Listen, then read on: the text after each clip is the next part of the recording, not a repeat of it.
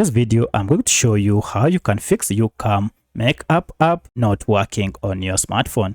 If you find this video helpful, please like and subscribe to this channel. So if you're experiencing any challenge with your YouCam Makeup app, then there are quite a number of steps you can take. In the first method, we need to access the app info page. You can access the app info page either through settings or just by long pressing on the app and then tap on app info.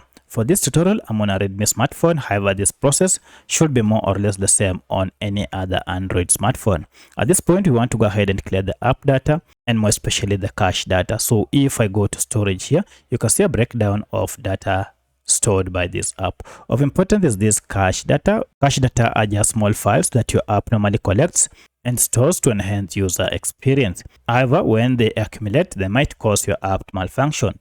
To fix this, go ahead and tap on clear data and then choose the second option, clear cache, and OK.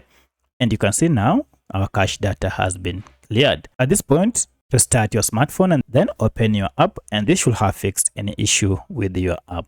But should this not fix your problem, then you need to go ahead and again go to app info page and tap on clear data, and this time around choose the first option, clear all data, and OK. However, should these two methods not work, then you need to go ahead and find your app through Google Play Store or App Store and find out if we have an update.